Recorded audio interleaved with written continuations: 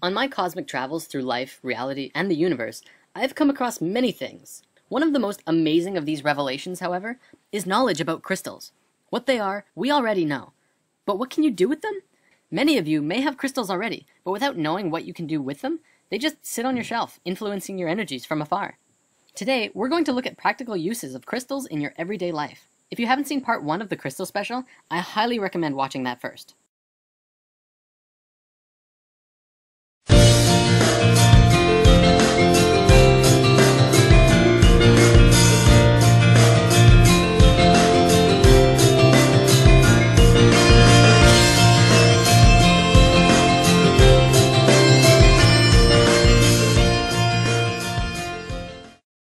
The first thing we need to discuss is how to charge your crystals. Just like us, crystals need sustenance. Well, they won't die if they don't get any, but who doesn't love to be fed? One way of charging your crystals are with bigger crystals. By allowing the smaller crystals to receive energy from the points of the bigger ones, you can also just sit small crystals onto a cluster. However, there is a much easier way. Sunlight. Just as we receive energy from the sun, crystals also receive and recharge under the intensified life force rays of the sun. By letting your crystals spend an afternoon in the sun, they will be bursting with juicy energy for quite a while. Think of crystals like a rechargeable battery, and by leaving it in the sun, it recharges and stores energy to give to you. If it's running on low, the frequencies that it emits will not be as strong as if it would be at a full charge. You can also cleanse your crystals by allowing them to bathe in salt water for a while. If possible, use sea salt or pink Himalayan salt. If you live near the ocean, you can also let them bathe in the ocean itself. You can also sage your crystals, which is very beneficial for cleansing them and keeping them happy. Letting them sit in brown rice for 24 hours centers and grounds the crystals and balances their male and female energies. When you first get your crystals, whether it's through a gift or you dig it up yourself or bought in a store, it's usually important that you dedicate your crystals. This can be done by holding onto it and consciously intend that the crystal only be used for love, light, and the goodness of all. Your chakra system picks up frequencies throughout your whole body, through high frequencies and low frequencies. Most crystals will give off an energy which will resonate to at least one chakra, if not more, which makes them excellent tools for aligning your energy body. One of the easiest ways of using crystals is carrying pocket stones. Carry a crystal of your choosing in your pocket for any amount of time that feels right. If you need a lot of help in one aspect of your life, you might want to carry a certain crystal around with you up for even a month. Then after that time, look back at the month and see if the description of the crystal matches what you experienced.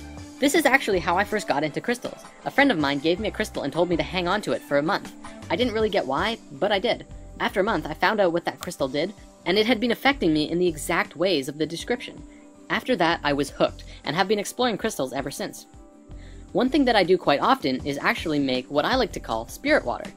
It's really very simple. All you have to do is place a crystal into a glass or bottle of water for an extended amount of time before consuming. Usually it's recommended that you wait 24 hours before drinking the water, but even several hours will yield slight changes in the water, especially if you meditate with the water. You can also leave the water out in the moonlight or sunlight for a day before consuming while the crystals are in the water. If you really want to get creative, try mixing and matching crystals in the water. For one day you could put in an amethyst, and the next you could put in citrine. This actually goes to the phenomenon of water that researcher Masaru Emoto had been studying and researching for a very long time.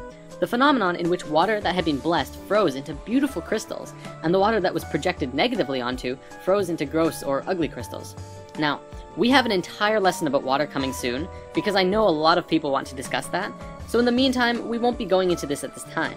The reason I bring this up, though, is that this does grant you an opportunity to try this for yourself. I highly recommend placing several crystals in water and letting them sit for 24 hours. You can also place a plain glass next to it. If you want to, meditate with the crystal water and project love and health into the water. Then, drink the water and compare the difference yourself.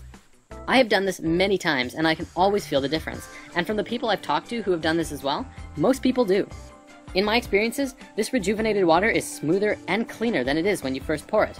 So putting crystals into your drinking water is a very good way of keeping your body hydrated with some living, healthy water. Crystal grids. Many of you may have seen the YouTube video Spirit Quest 10.5. In this video, Jordan demonstrates how to make a crystal grid around your house and what it's used for. A crystal grid is an energetic grid that you can create around your house that fills your house or room with energy by connecting several crystals together through the power of your intention and energies of the crystals. If you happen to have several larger crystals and a wand crystal, you can make a crystal grid around your house or room, or wherever you are. Place the crystal around your room. The crystals do not have to be in a geometric pattern, but if they are, it will only serve to strengthen the grid. Consciously connect all of the crystals together using a wand crystal. You simply have to point the wand at a predetermined master crystal, usually a quartz, or something bigger than the rest. While holding onto the crystal in your mind, then move the wand to point it to the next crystal, and draw a connecting line in your mind. Then continue to make lines between it and the other crystals. You can go between all of the crystals and back to the master, or back to the master for every one, or anything you want really. Let your creativity guide you. You can also program your intention into the master for whatever you want, whether it be abundance or healing or spiritual development, and allow those energies to flow through all of the crystals in the grid. Something I've been playing with for a long time now and have had wonderful experiences with is what I call the bed chakra charge. The day that you charge your crystals in the sunlight, take 7 crystals, 1 for each chakra, and place them either under your bed or in between your mattress and box spring in the order of the chakras, lined up with where your body is while you sleep. You can do a little meditation with them too if you like. Set the intention for them to provide you only with the highest of frequencies for you to explore. Then, go to bed. The first time I did this, as well as pretty much every time after, I would fall asleep and wake up after about 4 hours or so. Except I would be fully charged and wide awake as if I was an iPod plugged into a socket and I'd be ready to start the day. None of that lazy, tired morning routine at all. It was phenomenal. Not only that, but I also had amazing dreams when I did that, and I don't always remember my dreams. Again, I'm not saying that this will happen, but that it's a possibility as it's what I experienced, and it would be very interesting to see how others reacted to trying such an experiment. Also, don't feel that you need to place the crystals under your bed. If it's not possible, you could put them in your pillowcase or on your night shelf or something like that. The possibilities are infinite. And of course, we could not talk about crystals without talking about meditation. You can learn so much from crystals by working with them in meditation, and they can also greatly benefit you with finding the peaceful meditation state if you're struggling with it. You can sit in the traditional lotus position with a crystal in each hand, or you can sit with a single crystal in your lap. You can also just place them nearby if you don't want to touch them. And of course, like with the bed chakra charge, you can place crystals on each chakra as you lay down, and allow your body to receive their energies naturally and intimately. What you experience from working with crystals will be up to you to discern, but many report crystals magnifying one's personal energy by merely focusing and connecting it with the universal energies. Crystals can assist in manifestation, but one must understand the difference between want and need. In manifestation, there is a thin line between helping the universe provide that which is necessary and attempting to force the universe to provide that which is desired. Unfulfilled want is one of the true sources of unhappiness. If one wants something desperately enough and is unable to attain it in one lifetime, they might keep drawing themselves into additional lifetimes until that want is fulfilled. However, need is always fulfilled, as long as it's not blocked by want. Although, of course, one might need to work to fulfill that need as well. It will come. Certain crystals, like citrine, are helpful in manifesting abundance into your life. Although in what sense, that is totally up to you.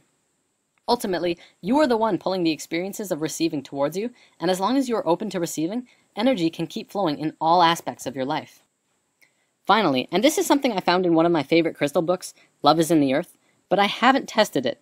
Supposedly, gasoline mileage has been enhanced by placing a quartz crystal on the carburetor or on the fuel line. Increases of up to 50% have been reported.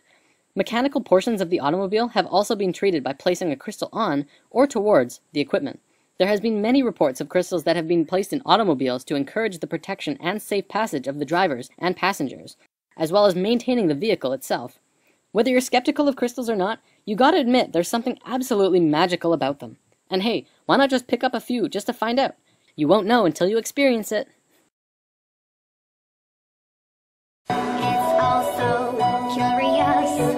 Once I was so curious, I knew I wanted to go.